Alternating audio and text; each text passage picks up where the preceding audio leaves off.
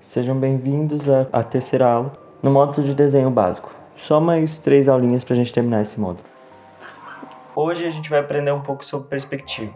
Antes de começar os exercícios em si, eu incentivo vocês a fazerem os exercícios de alongamento que a gente aprendeu na primeira aula, para soltar as mãos e também soltar os músculos, para não ter nenhum problema no futuro. Existem mais de um tipo de perspectiva.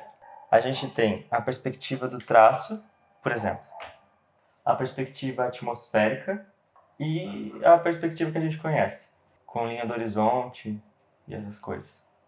A perspectiva do traço funciona bastante nos quadrinhos. Como é que ela se dá?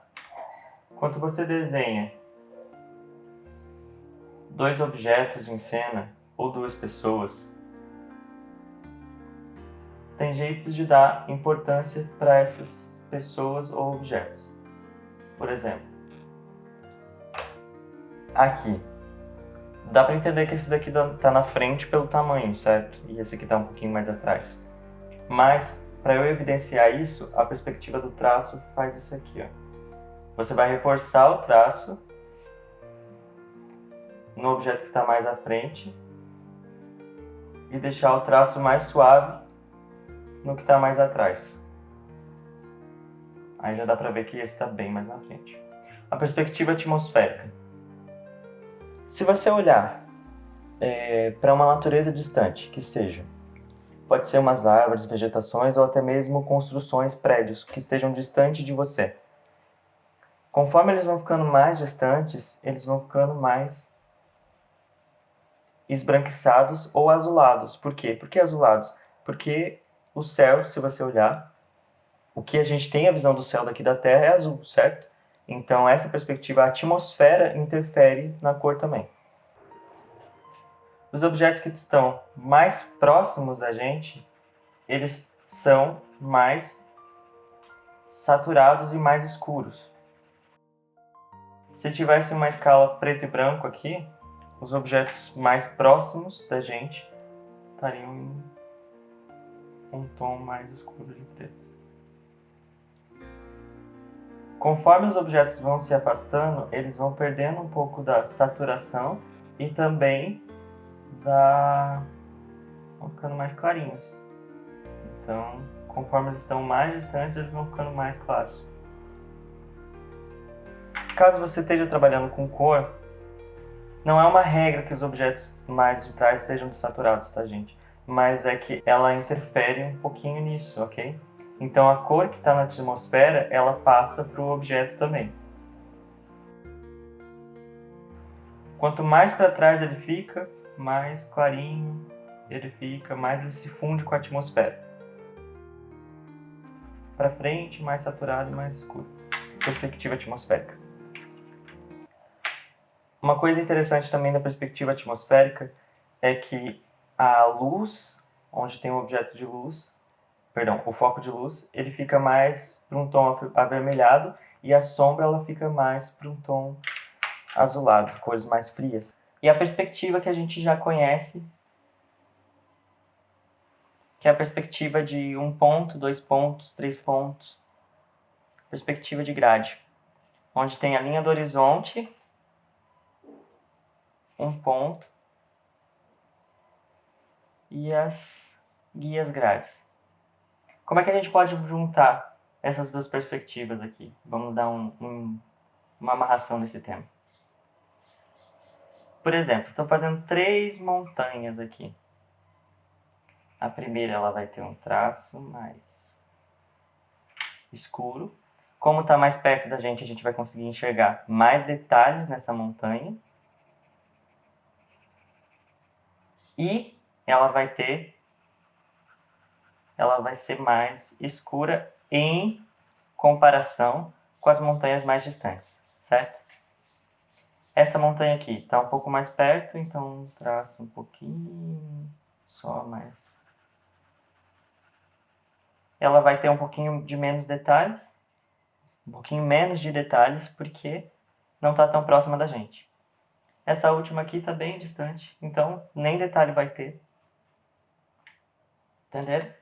Quanto mais próxima, mais escuro o tom e mais detalhes, certo?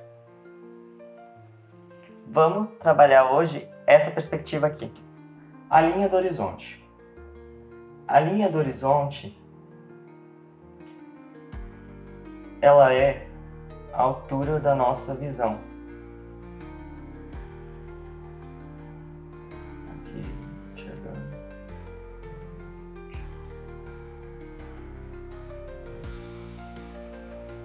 Fica na altura da nossa visão.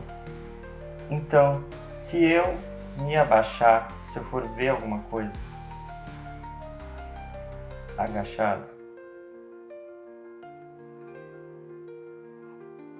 a linha do horizonte vai me acompanhar. Se eu for ver alguma coisa em cima de uma cadeira, por exemplo, a linha do horizonte vai subir comigo. Ela fica na altura dos nossos olhos. Enquanto os pontos da perspectiva que a gente coloca, eles ficam aonde está o nosso olhar. Então, eu estou olhando para cima, a linha do horizonte continua na altura dos meus olhos, ela não vai para cima, ela não vai acompanhar meu olhar. O que vai acompanhar meu olhar são os pontos. E o plano pictórico. Os pontos precisam necessariamente acompanhar meu olhar ou eles podem estar em outro lugar? Eles podem estar em outro lugar, tá? É só pra gente ficar mais... pra gente ter uma ideia do que cada um faz. Tá bom, linha do horizonte entendida, pontos e plano pictórico. O plano pictórico é o recorte que a gente decide representar num quadrinho ou num desenho. Isso aqui é o plano pictórico. Não necessariamente a linha do horizonte vai estar no plano pictórico ou os pontos vão estar no ponto pictórico. Só a representação do que eu quero mesmo. Tipo uma folha no chão. Certo? É o recorte que a gente escolhe. Perspectiva de um ponto. Linha do horizonte estabelecida. Um ponto. Tudo que eu for desenhar próximo a esse ponto vai ficar com menos distorção.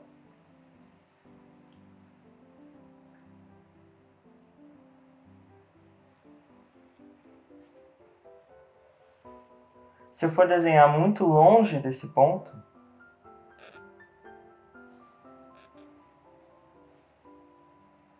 vai ficar com um pouco mais de distorção.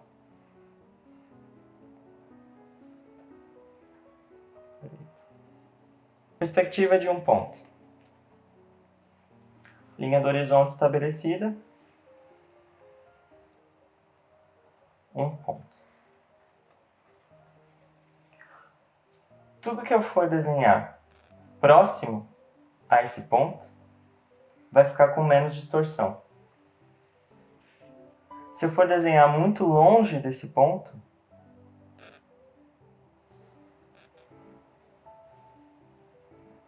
vai ficar com um pouco mais de distorção. Como é que eu faço as linhas guias? Tem um jeito fácil da gente praticar as linhas guias, para vocês já conseguirem fazer no olho daqui a um tempinho. Toma uma distância do ponto e faz uma linha aqui marcando centímetros. Pode ser de 1 em 1 centímetro, pode ser de 2 em 2 centímetros também. A distância que você se sentir mais confortável. Você pode ir aumentando, né? De acordo com que você se sente mais confortável e adicionando pontos. Lembra do exercício que a gente tinha de conectar os pontos? É isso que a gente vai fazer aqui. Conectar os pontos. Aqui eu não vou conectar todos, porque eu acho que já deu para entender, basicamente, o que é esse exercício. Isso é para a gente ter mais facilidade para enxergar essas linhas invisíveis, ou visíveis também, quando a gente desenha, da perspectiva. Uma coisa interessante da perspectiva, que a gente já estava vendo ali, é que como a linha do horizonte fica na linha dos olhos do espectador, se eu for representar uma pessoa menor que o espectador, ela não vai ficar aqui, certo? Só se ela estiver em cima de uma cadeira, em cima de alguma coisa. Se eu sou uma cabeça menor que o espectador, se você está desenhando um personagem, digamos, de 2 metros de altura, e eu quero desenhar, tá do ponto de vista dele aqui, a perspectiva tá na linha do horizonte, estão os olhos dele, e eu quero desenhar agora um personagem de 1,5 m de altura. Então, vamos calcular lá, 2 metros para 1,5 m é mais ou menos 40 centímetros. 40 e 50 centímetros, 50 centímetros. 50 centímetros, nossa cabeça tem mais ou menos uns 30 aí. Uma cabeça um pouquinho mais baixo, certo? Bateria aqui, ó. Você já vai pegando de média aqui. Ah, ele é uma cabeça mais baixa, uma cabeça e meia, então ele vai estar aqui. Certo, isso é a parte certa. Mais fácil. Mas e se eu quiser representar o tórax dele em perspectiva também? Aí entra isso daqui. Tem como você tirar as linhas bases daqui, ó. Puxando as linhas bases, para você fazer esse tórax aqui embaixo também, tá?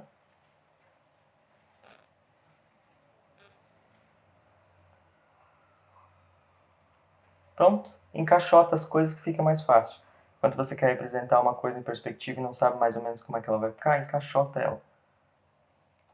Perspectiva de um ponto é isso aqui, gente. Vamos para a perspectiva de 2 pontos. Perspectiva de 2 pontos.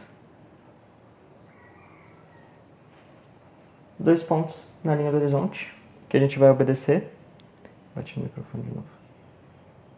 Vamos fazer dessa vez um retângulo, que eu quero desenhar uma coisa com vocês, ok? O terceiro ponto, ele não vai na linha do horizonte, ele vai mais na linha horizontal. Tudo bem? Vou fazer ele aqui bem retinho e vou fazer o quadrado aqui. Puxando as linhas guias.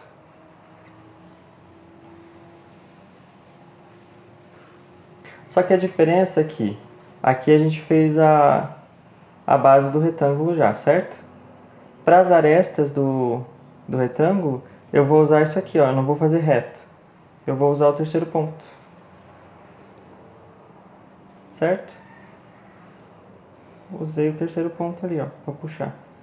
Esse aqui não vai aparecer direito, tá? Para puxar.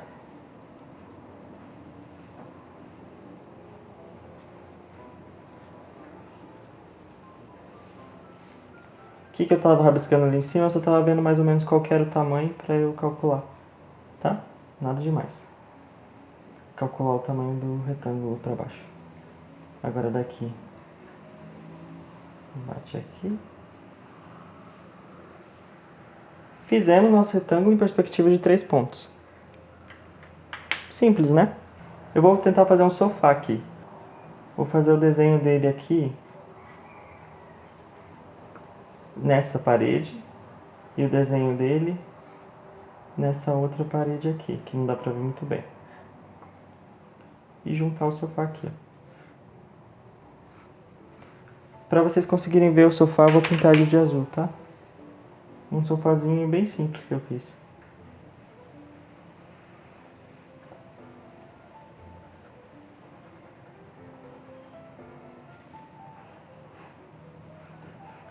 Pronto!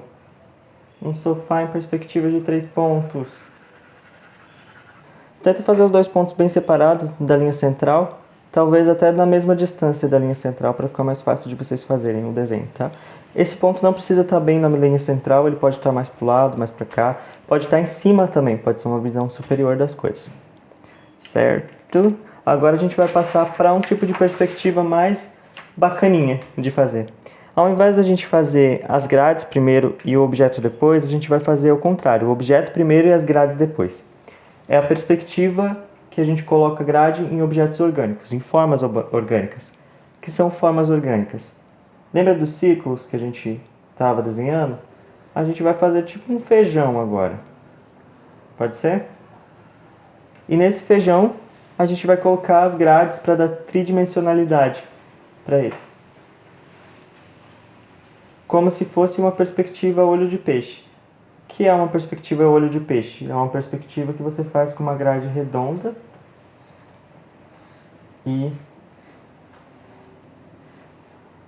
linhas também, linhas guias redondas, assim, mais ou menos assim, o olho de peixe, que simula a distorção da nossa visão e parece um olho de peixe. Essa perspectiva eu acho mais simples de fazer. Você brinca, faz uma forma e depois você coloca tridimensionalidade nela. Tipo, se eu quiser fazer um ondinho aqui, não quero que ele seja totalmente redondo, bem redondinho. Pronto. Agora você vai ter que ficar inventando. Ó.